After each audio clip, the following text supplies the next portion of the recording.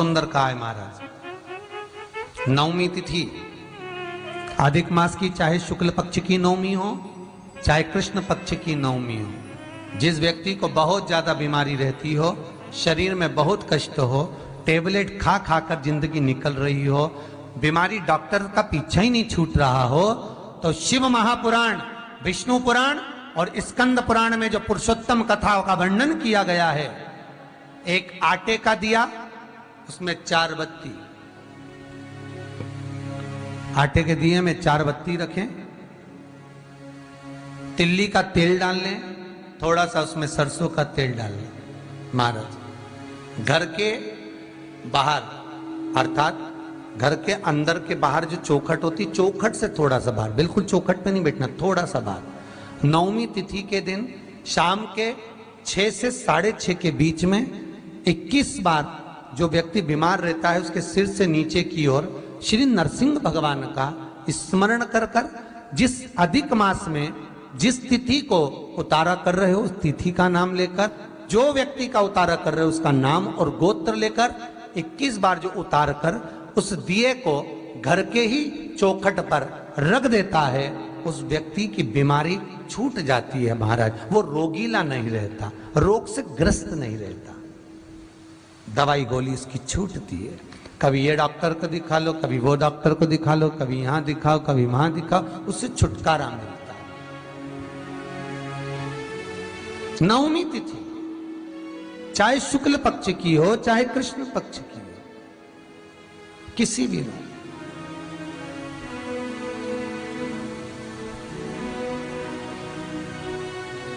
किसी भी नवमी को आप उतारा कर सकते। भगवान नरसिंह का स्मरण करना, नाम लेकर आप कर सकते हो। महाराज, नेत्र ज्योति के लिए भी किया जाता है, वो केवल अधिक मास में ही किया जाता है। नेत्र ज्योति के लिए जिनके बच्चों की आंखों की ज्योति कमजोर हो गई हो, या आपके नेत्र की ज्योति चली जा रही हो, समाप्त होती चली जा रही हो, तो नेत्र ज्योति के लिए भी किया जाता है महाराज। परंतु वो अधिक मास के महीने में नौमी और दसवीं अर्थात नौमी की रात्रि के 12 बजे या दसवीं की रात्रि के 12 बजे घी का दिया हथेली में रखकर, दरवाजे के बाहर उस दिए को हथेली में रखकर चंद्र का दर्शन रात्रि के 12 बजे दिए की लो में चंद्र का दर्शन करते हैं, उससे ज्योत प्रबल होती है हमारे। या तो होगा वो नौमी की रात्रि 12 बजे या दसवीं की रात्रि की 12 बजे चंद्र का दर्शन, दीप घी का हाथ में जलाकर, नाम गोत्र अपना बोलकर, नरसिंह भगवान का स्मरण कर कर, अधिक मास का स्मरण कर कर, ज्योति में चंद्र का स्मरण कर कर दर्शन किया जाता है। नेत्र कमजोर हो तो उसके 3 या 4 दिन में ज्योतियों का क्रम बढ़ना प्रारंभ होता है। वैसे तो 15 दिन का लिखा है, पर शिव महापुराण कहती है 3-4 दिन का क्रम बहुत होता है, बढ़ता जाता है प्रबलता की ओर। महाराज, ना नीचे मरे ना ऊपर, जंघा पर मारूंगा, ना अंदर ना बाहर, देहली पर मारूंगा, ना अस्त्र से ना शस्त्र से, नक से फाड़ूंगा।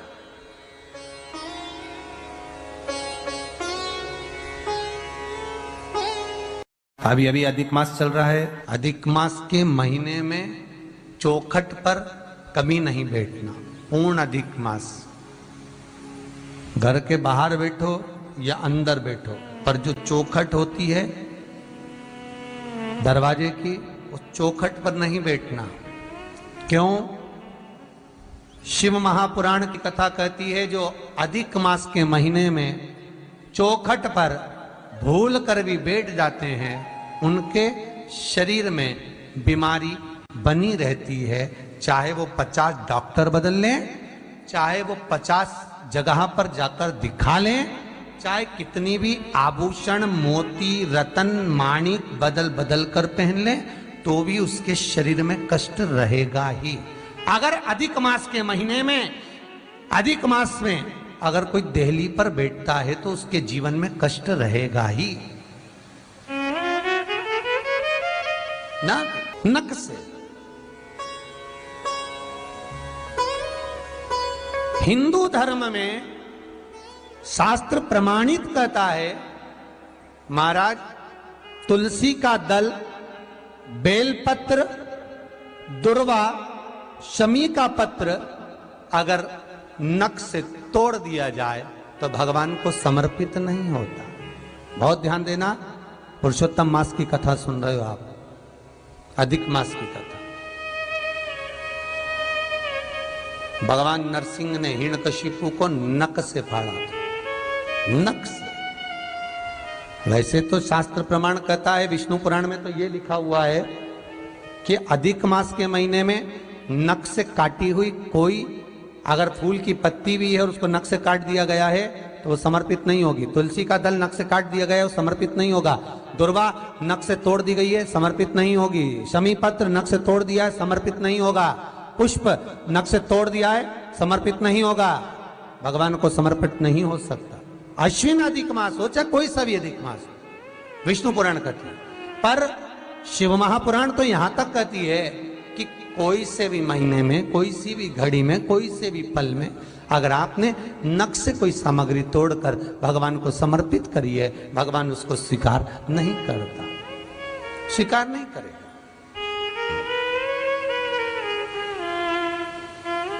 कईयों की आदत रहती है, तुलसी का दल भी तोड़ेंगे तो नख से तोड़ देंगे, डंडी नख से तोड़ देंगे, बेलपत्री की डंडी नख से तोड़ देंगे। नहीं, स्वीकार नहीं करेगा।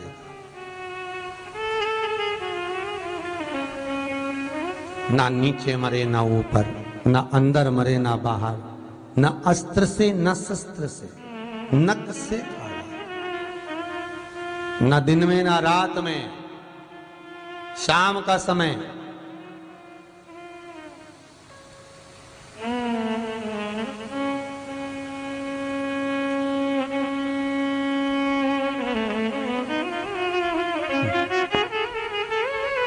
जानने के लिए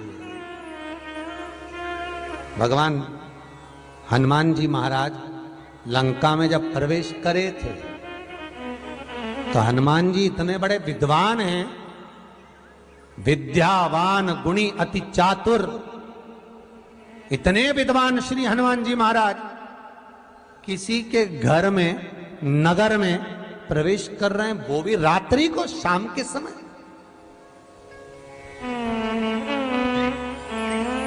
रात्रि को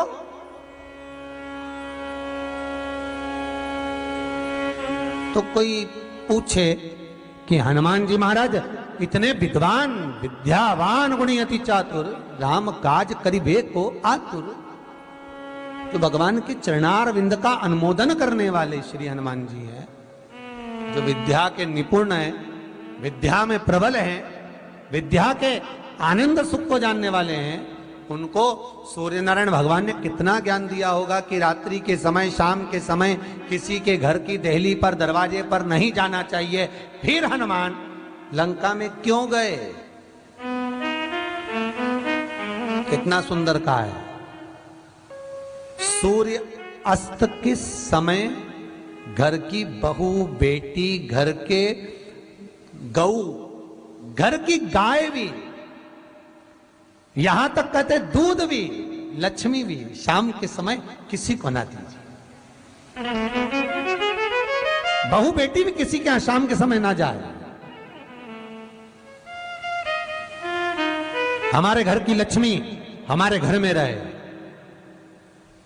संध्या का समय ऐसा होता है, शाम का समय, कि गाय भी चरकर घर की ओर आती है, गौएं भी अपना ठिकाना पाती हैं, पशु पक्षी। पर एक आज का फैशन ऐसा हो गया राम, ये बेटियां, ये बहुएं अपनी सहेली को फोन लगा कर कहती हैं कितनी बजे चलेगी? 5:30 तक चलते हैं शाम के समय। आओ ठीक है, शाम के समय घर छोड़कर रुपया खर्च करने के लिए जा रही। या शास्त्र कह रहा है शाम के समय तो भिक्षुक भी अगर मांगने आए तो ना दिया जाए दहली पर।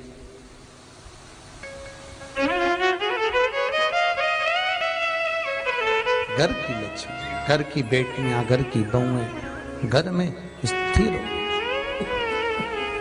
घर में स्थिर।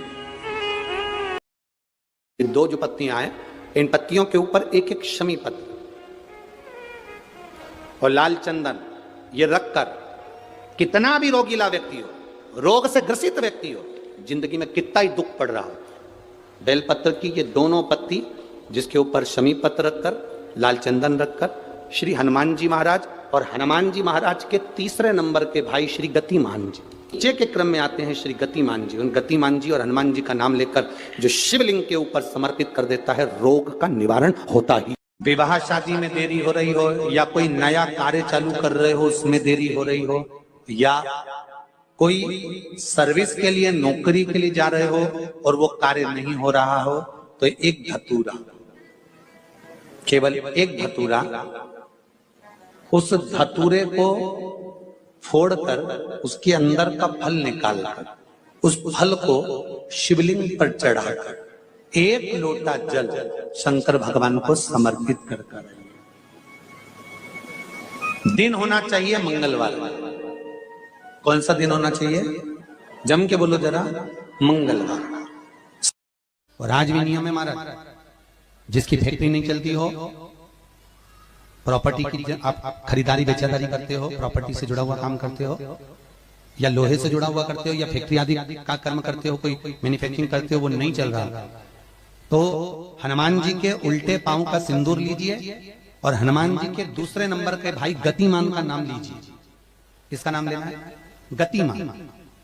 गतिमान का नाम लेकर फैक्ट्री के बाहर या फैक्ट्री पर एक स्वस्तिक का निर्माण कर दीजिए, हनुमान जी के उल्टे पांव के सिंदूर और गतिमान का नाम लेकर। कभी आपकी फैक्ट्री कोई काम नहीं निकालेगी, उन्नति की ओर ही लेकर जाएगी, कभी घाटे की ओर नहीं जाएगी। गतिमान का नाम, रतिमान, केतुमान, मतिमान, ये जितने भी नाम है हनुमान जी के भाइयों के, ये सब कल्याण करते हैं। एक एक नाम कल्याण करते हमारे, एक एक। महाराज वो जिन बच्चों को निमोनिया हो जाता है ना, वो सर्दी का कोटा रहता है, बहुत सर्दी बच्चों को बनी रहती है, तो हर दिन 5-10 दिन में वापस दौड़ के डॉक्टर के पास लेके जाओ, फिर डॉक्टर के पास ले। वैसे तो डॉक्टर के पास बच्चे आजकल के जमाने के जाते ही जाते हैं, हर 15 दिन 20 दिन में। तो इसके पीछे वो चले जाए। एक हास्य व्यंग में हमसे पूछा किसी ने, महाराज जी आज के बच्चे बार बार हॉस्पिटल डॉक्टर क्यों जाते हैं? तो हमने कहा देखो भैया, बच्चा जहाँ जन्म लेता है उनसे उनसे प्रेम ज्यादा होता है। पहले नानी के घर में पैदा होता था, इसलिए नानी के घर ज्यादा जाता था, दादी के घर में ज्यादा पैदा होता था, इसलिए दादी के घर ज्यादा जाता था। आज के बच्चे हॉस्पिटल में ज्यादा पैदा होते हैं, इसलिए हॉस्पिटल ज्यादा घूमने जाते हैं। ये हास्य। पर यदि बच्चे को सर्दी ज्यादा होती है, निमोनिया ज्यादा होता हो, ठंडा का कोटा ज्यादा रहता हो, तो पीपल के 5 पत्ते महाराज उस पर घृत लगाकर हनुमान जी के तीसरे नंबर के भाई व्रतिमान का नाम लेकर, व्रतिमान का नाम लेकर बच्चे की छाती पर एक वस्त्र से उसको बांध दीजिए, रात्रि भर बंधे रहने दीजिए महाराज। और बांधना कौन से दिन है? 12 तिथि को, बस एक बार बांधना, उसके बाद सर्दी का कोटा नहीं रहता महाराज, बच्चा स्वस्थ अपने आने में। व्रतिमान हनुमान जी महाराज के जितने भी भाई हैं, सबका सुंदरकांड का पाठ घर में करवा रहे हैं, और पंडित जी को फोन लगा कर कह रहे हैं सबको मजा आना चाहिए। अब तुम पाठ करा रहे हो कि अब हम बोले व्यासपीठ से अच्छा थोड़ी ना लगेगा। है बोलो री जीजियो, सही है कि गलत है? और जीजा तुम भी बोलो रे, सही है कि गलत है? अब ऐसी बात हम कहें अच्छा लगे? सुंदरकांड का पाठ करा रहे हैं और पंडित जी को फोन लगा के कह रहे हैं सबको मजा आना चाहिए महाराज। हम तो बहुत सारे सुंदरकांड करने वाले थे, परंतु हमने तुम्हारा सुना था कि तुम सुंदरकांड में बहुत मजा ला देते हो, इसलिए हम तुमसे करा रहे हैं, इसीलिए तुमसे करा रहे हैं। अब सुंदरकांड का पाठ, मेरे हनुमान जी की कथा, मेरे हनुमान जी का चरित्र मजा लेने के लिए नहीं है, मोक्ष लेने के लिए है। ये मजा करने का विषय नहीं है, ये मोक्ष पाने का विषय।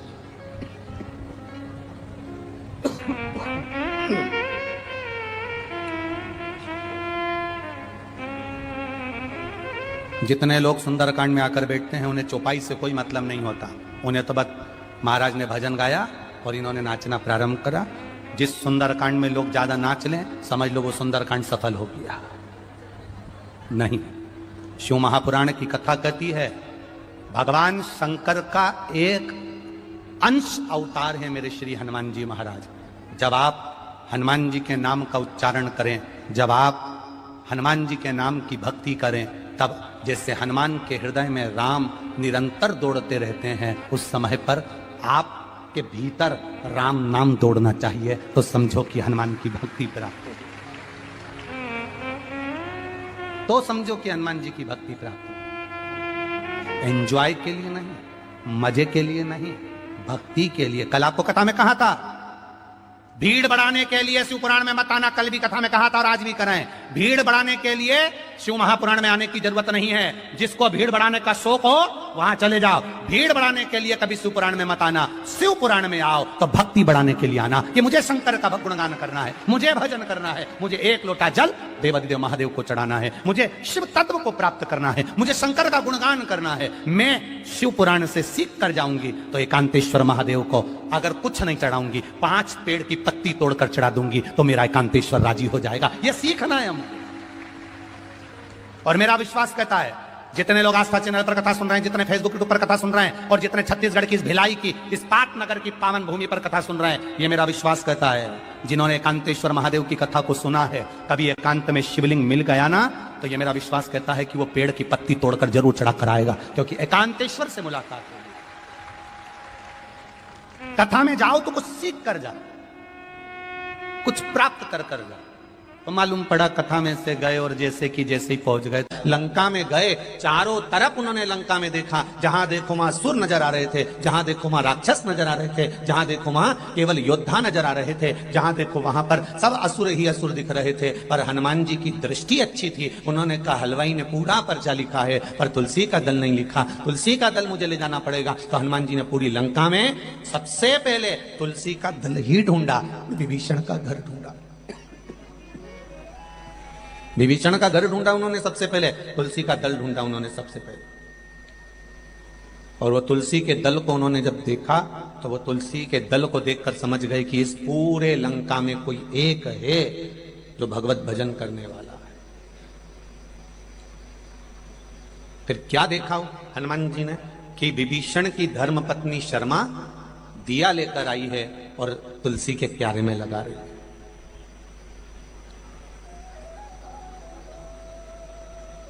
जब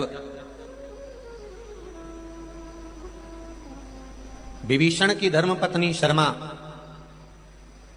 तुलसी के क्यारे में दिया लगा रही है तो हनुमान जी क्या देखते हैं कि उस समय पर कुंभकर्ण की धर्मपत्नी वहां पर ब्रज ज्वाला आकर खड़ी हो गई और उसने दिया उठाकर नीचे रख दिया। कुंभकर्ण की 3 धर्मपत्नियां थी, उसमें ब्रज ज्वाला सबसे बड़ी थी, फिर तड़ियात्मा, फिर तीसरे नंबर पर है करकटी। इस कुंभकर्ण की धर्मपत्नी ब्रजज्वाला ने उस दिए को उठाकर नीचे रखा। अब कितनी बड़ी बात है, जरा ध्यान दीजिएगा कि वो राक्षस की पत्नी है, कुंभकर्ण की पत्नी, और ब्रजज्वाला राजा बलि की लड़की भी है, एक रत्ना और एक ब्रजज्वाला। रत्ना बाद में पूतना बनी थी, रत्नमाला, और ब्रजज्वाला कुंभकर्ण की धर्मपत्नी बनी। देखा उन्होंने कि ये ब्रजज्वाला आई और विभीषण की धर्मपत्नी शर्मा ने दिया लगाया और वो दिया इस ब्रजज्वाला ने उठाकर नीचे रख दिया, तो शर्मा को क्रोध आ गया, शर्मा को गुस्सा आ गया कि मैंने तुलसी जी में क्या रखा और इसने उठाकर नीचे रख दिया। थोड़ा सा क्रोध आएगा जब आप गलत कर रहे हो और गलत करने वाले व्यक्ति को अगर थोड़ा सा सुधारा जाएगा, गलत करने वाले को थोड़ा सा संवारा जाएगा, गलत जगह से अच्छी जगह पर लाया जाएगा, तो थोड़ा ना थोड़ा क्रोध तो आएगा, उसको कोई नकारा नहीं जा सकता।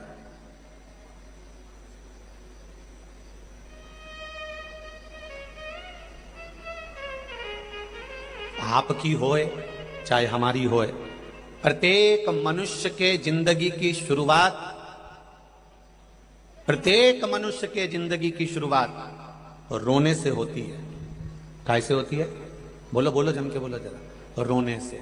माता के गर्भ से बाहर निकले और रोना चालू कर दिया। प्रत्येक मनुष्य के जिंदगी की शुरुआत, चाहे साधु, सन्यासी, तपस्वी, साधक, उपासक, महात्मा, ब्राह्मण, क्षत्रिय, वैश्य, शूद्र, संसार का जो मानव है, जो संपूर्ण मानव जगत है, इस मनुष्य की शुरुआत रोने से होती है। जब माता के गर्भ से पैदा होता है तो सबसे पहले रोता है। अगर नहीं रोएगा तो डॉक्टर सिस्टर उसको धप मार के चिमटा खोड़ के रुलाएंगे, क्योंकि रोएगा तो स्वस्थ रहेगा, तो उसको रुलाया जाता है। प्रत्येक मनुष्य की जिंदगी की शुरुआत रोने से होती है। प्रत्येक मनुष्य का जीवन रोने से चालू होता है। जब परमात्मा ने ये लिख कर भेजा है कि तेरे जन्म पर तू रोएगा, तो फिर दुख आए तो टेंशन क्या लेना कि जरा जरा सी बात में रोना, क्योंकि हम ये जान जाएं कि जिंदगी की शुरुआत रोने से हुई है, तो थोड़े बहुत दुख से हमें रोना नहीं आना चाहिए, क्योंकि हमारी शुरुआत ही दुख से और रोने से प्रारंभ हुई है। तो क्या टेंशन, क्या जिंदगी। और बहुत ज्यादा संकट है, बहुत ज्यादा परेशानी है, तो हनुमान चालीसा का पाठ करो तो तिल्ली के तेल का दिया लगाओ, काली तिल के तेल का दिया, तिल का तेल का दिया हनुमान जी के सामने आसन बिछाकर। बहुत तकलीफ है तो 3 पाठ प्रतिदिन करो, और एक आसन से जितने समय 9 बजे अगर आप बैठते हो पाठ करने तो 9 बजे ही बैठना है। 11 दिन तक प्रतिदिन 3 पाठ रोज करो। एक पानी का लोटा, कलश, तांबे का जल, अर्थात तांबे का लोटा हो, स्टील का लोटा हो, तुम्हारे पास जो कलश हो, उसमें जल भरकर एक सिक्का उसमें पटक कर, एक लौंग पटक कर प्लेट से ढक कर रख दो, और प्रतिदिन बस टाइम पर बैठकर पाठ करो। 11 दिन पूर्ण होंगे, जिस कामना से आपने पाठ करा है, बस वो सिक्का, वो लौंग कलश में से निकाल लो, जल का आचमन करो, और जिस काम के लिए करा है वो जल उस प्रयोग में ले लो। उस प्रयोग, किसी से बात करने जाना है तो वो जल पी कर जाइए, कोई से हाथ मिलाना है तो वो सिक्का, वो लौंग अपने हाथ में रखिए, अपने साथ रखिए। कई लोग कहते हैं हम तो बहुत दिनों से हनुमान चालीसा पढ़ रहे हैं, हम बहुत समय से राम रक्षा स्तोत्र का पाठ कर रहे हैं, हम बहुत समय से ये कर। अरे तो उसको नियम से तो करो। हनुमान चालीसा का प्रागट्य केवल एक दिल से की गई स्तुति। हनुमान जी महाराज की स्तुति, राम जी महाराज की स्तुति तुलसीदास जी ने केवल दिल से करी थी, केवल मन से। और ये नहीं कहते कि हनुमान चालीसा पढ़ोगे तभी भगवान, नहीं, आप दिल से अगर भगवान को पुकार लीजिए, आप दिल से पुकारो उसको, वो आएगा। और आपका कोई काम उलझ रहा है, आपका कोई काम ऐसा है जो बहुत दिन से उलझा हुआ है, चाहे वो कोर्ट कचहरी का हो, चाहे वो किसी से जुड़ा हुआ हो, और वो नहीं हो रहा, तो स्कंद पुराण कहती है, हमारे खंड में भी वर्णन है शिव महापुराण, कि किसी भी नवमी को आप आंवले के पेड़ के नीचे घी का दिया लगाकर, मौली मतलब हाथ में जो नाड़ा बांधते हैं, लच्छा, मौली, लच्छा, नाड़ा, हाथ में बांधने वाला पूजन वाला धागा लाल, घी का दिया लगाकर 5 परिक्रमा आंवले के वृक्ष की कर लीजिए, और परिक्रमा कर कर धागे को वहीं पर छोड़कर थोड़ा सा धागा और अलग से लेकर किसी टहनी पर उसको कामना कर कर बांध दीजिए। महाराज 10वीं तिथि को, 9वीं को तो ये करो कि 10वीं को वापिस जाकर आंवले के पेड़ के नीचे घी का दिया लगाइए, और जो धागे की आपने टहनी पर जो धागा बांधा है उसको खोल कर ले आइए, अपने हाथ पर बांधकर उसी धागे को पहनकर अपने काम के लिए निकल जाइए, आपको सफलता प्राप्त हो जाएगी। स्कंद पुराण में आंवले के वृक्ष का बड़ा महत्व है महाराज।